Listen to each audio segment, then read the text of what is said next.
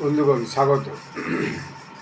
Trump আঙ্কেলকে বাদ দিয়ে আজকাল আর কিছু খবরই হচ্ছে না, কারণ ট্রাম্প আঙ্কেল ডেলি সকালে উঠে তার যে নিজস্ব সোশ্যাল সাইটে যে ট্রুথ সোশ্যাল, সেই ট্রুথ সোশ্যালে উঠে দু একটা করে টুইট করে দেয়। সারা রাত মনে হয় স্বপ্নে তার সাথে ভারতেই মাথার মধ্যে ঘুরতে থাকে, কারণ ভারত তার কোনো কথাতেই রাজি হচ্ছে না এবং কোনো কথার উত্তরও দিচ্ছে না। এটা তার কাছে একটা মস্ত বড় বিড়ম্বনার ব্যাপার, কারণ ভারত যে এইভাবে তাকে ইগনোর করবে সেটা সে আগে কখনো ভাবেইনি। কিন্তু মোদিজি তো আর এক বিশ্বনেতা, মোদিজি কোনো কিছুতেই উত্তর দিচ্ছেন না। আর ট্রাম্প আঙ্কেল ক্রমশ ভারতের উপর এত ট্যারিফ চাপিয়ে দিচ্ছি, এত ট্যাক্স চাপিয়ে দিচ্ছি, অত ট্যাক্স চাপিয়ে দিচ্ছি, ডেলি একটা করে নতুন নতুন নতুন নতুন কথা বলছে। তো ফলে আর ভারত তার কোনো উত্তরই দিচ্ছে না। এইটা তার কাছে সবচেয়ে মুশকিল হয়েছে। মোদিজি কোনো কথাই উত্তর দিচ্ছেন না, এবং মোদিজির এই যে সাইলেন্স, এই সাইলেন্সটাই তাকে আরও ক্রমশ ইরিটেট করে তুলছে, এবং সে আরও খালি ওই ট্যারিফ চাপিয়ে যাওয়ার কথা বলে যাচ্ছে। আরে ট্রাম্প আঙ্কেল, আপনাকে বুঝতে হবে, ভারত পাকিস্তানও নয় আর বাংলাদেশও নয় যে যা খুশি বললে আপনি চুপচাপ সেটা শুনে নেবে এবং মেনে নেবে। ভারতের একটা নিজস্ব সম্মানবোধ আছে, ভারতের একটা নিজস্ব বাজার আছে, ভারতের একটা নিজস্ব দৃষ্টিভঙ্গি আছে। মোদিজি কারো এই চমকে তিনি আদৌ গুরুত্ব দেন না।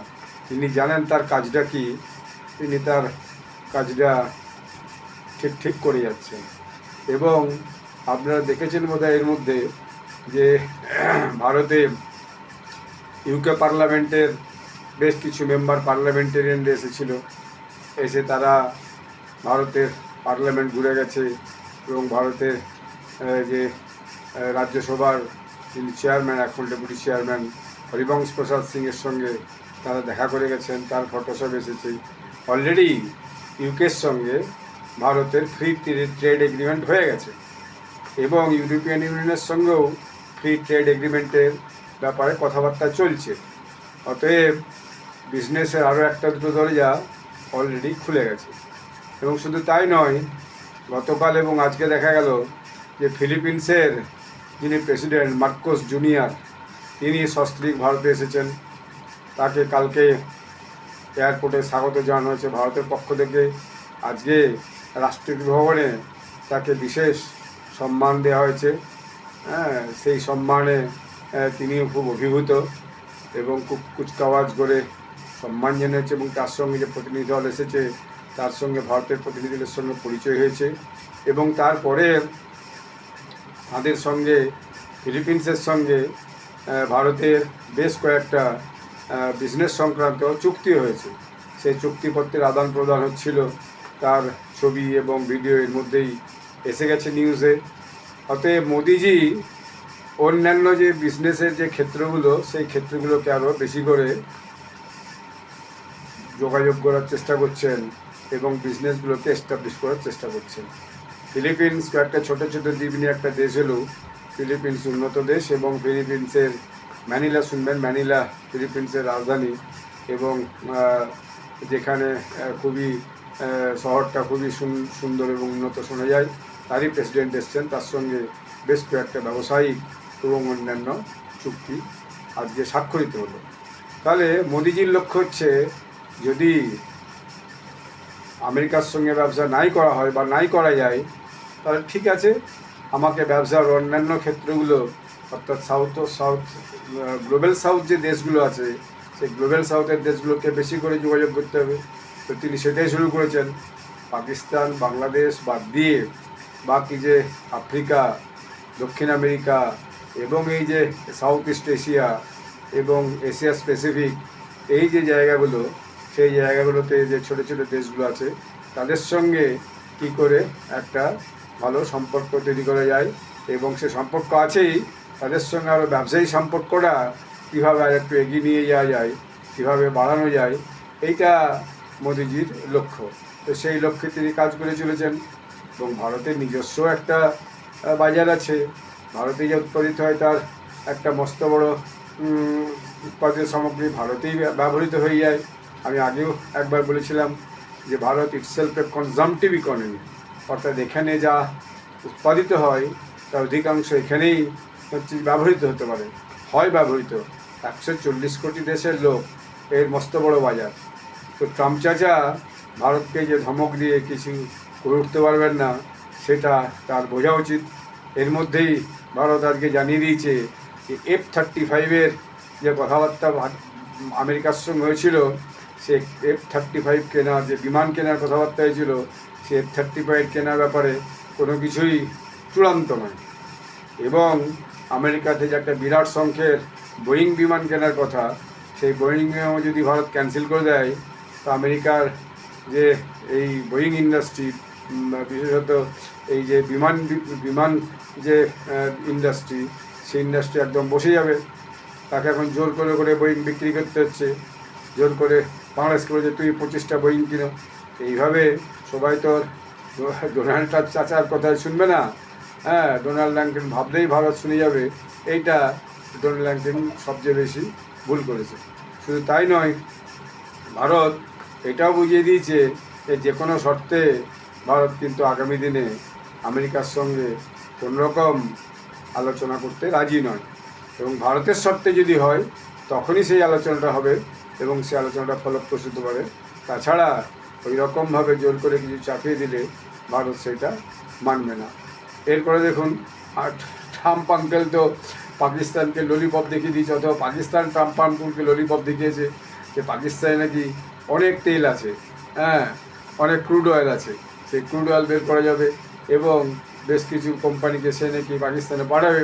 যদিও পাকিস্তানে যে অঞ্চলে ক্রুড অয়েল আছে বলা হয় কেকড়া অঞ্চল, সেই কেকড়া অঞ্চলে কিন্তু কিছুই তেমন করে তেল বেরোয়নি।